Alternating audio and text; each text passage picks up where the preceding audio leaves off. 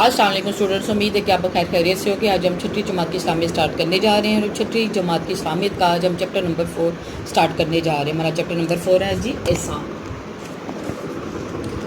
ہمارا چیپٹر کا نام ہے آج احسان۔ احسان کا مطلب ہے دوسروں کے ساتھ بھلائی کا معاملہ کرنا، نیک سلوک کرنا اور ایسا برتاؤ کرنا جس سے انہیں دلی خوشی ہو اور آرام و سہولت ملے۔ اس طرح کوئی کام اچھی طرح کرنا بھی احسان کہلاتا ہے۔ احسان یعنی نیکی کا سلوک کرنے والے کو محسن کہتے ہیں۔ ہمارا سب سے بڑا محسن اللہ تعالیٰ ہے، جس نے ہمیں صحت مند زندگی دی، طرح طرح کی نعمتیں عطا فرمائی، انسانوں کی ہدایت کے لیے انبیاء بھیجے۔ اللہ تعالیٰ کے بعد ہمارے سب سے بڑے محسن نبی کریم صلی اللہ علیہ وسلم ہیں، جنہوں نے ہمیں سیدھا راستہ دکھایا، اللہ تعالیٰ کی پہچان کروائی اور کتاب ہدایت یعنی قرآن مجید کے ذریعے ہماری رہنمائی فرمائی۔ اس کے بعد ہم پر سب سے زیادہ احسانات ہمارے والدین کے، پھر اساتذہ کے، اور اس کے بعد معاشرے کے دیگر لوگوں کے ہیں۔ اللہ تعالیٰ ہمیں لوگوں سے بھلائی اور احسان کرنے کا حکم دیتا ہے۔ ارشاد باری تعالیٰ ہے، بے شک اللہ تمہیں انصاف اور احسان کرنے کا حکم دیتا ہے۔ اللہ تعالیٰ نے ہم پر بے شمار احسانات فرمائے۔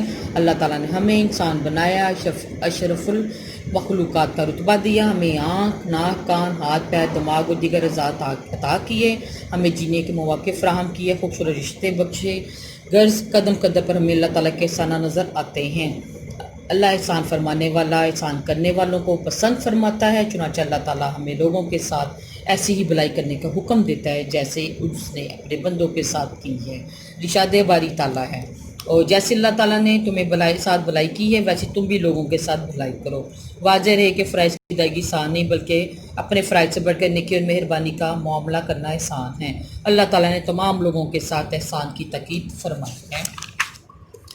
احسان کو ضائع ہونے سے کیسے بچایا جائے؟ احسان کر کے اسے جتانا اس شخص کو شرمندہ کرنا انتہائی ناپسندیدہ فعل ہے، جتانے سے احسان کا حق ضائع ہو جاتا ہے۔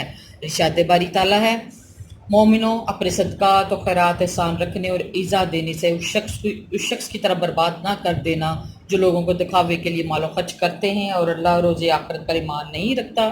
رسول اکرم صلی اللہ علیہ وسلم نے فرمایا، احسان جتانے والے جنت میں داخل نہ ہوں گے۔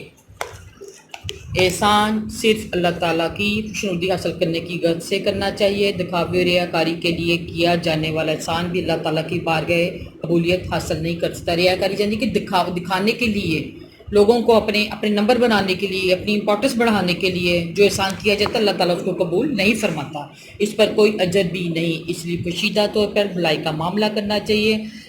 مشہور ہے، ایک ہاتھ سے اس طرح دو کہ دوسرے ہاتھ کو پتہ نہ چلے۔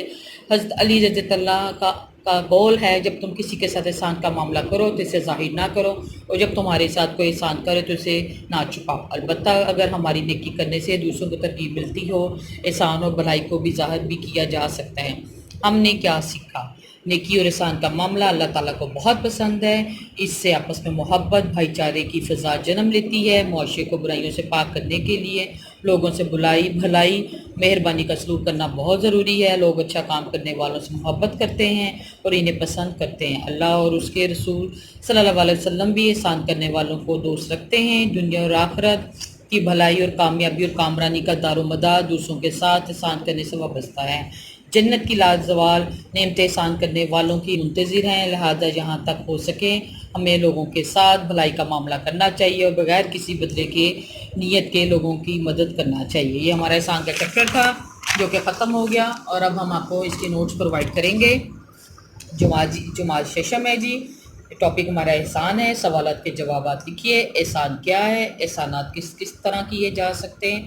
احسان کا مطلب ہے دوسروں کے ساتھ بھلائی کا معاملہ کرنا، نیک سلوک کرنا اور ایسا برتاؤ کرنا جس سے انہیں دلی خوشی ہو اور آرام و سہولت ملے۔ اسی طرح کوئی کام اچھی طرح کرنا بھی احسان کہلاتا ہے۔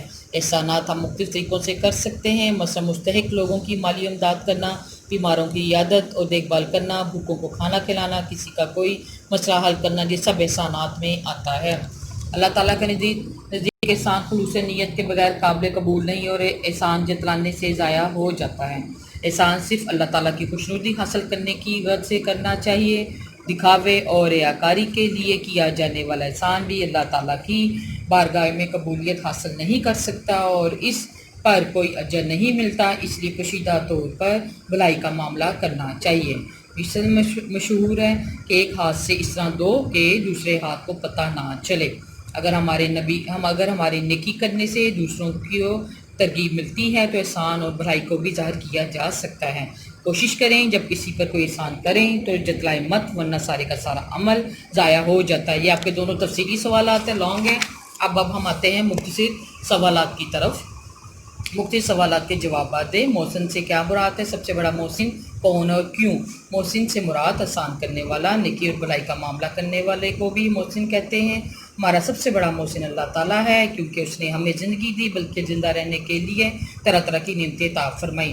احسان کو چھپانا بہتر ہے یا ظاہر کرنا؟ قرآنی آیت کے حوالے سے بیان کریں۔ احسان کا چھپانا ظاہر کرنے سے بہتر ہے۔ ارشاد باری تعالیٰ ہے، مومنوں صدقات احسان رکھنے اور ایزا دینے سے اس شخص کی طرح برباد نہ کر دینا جو لوگوں کے دکھاوے کے لیے مال خرچ کرتا ہے اور اللہ اور روز آخرت پر ایمان نہیں رکھتا۔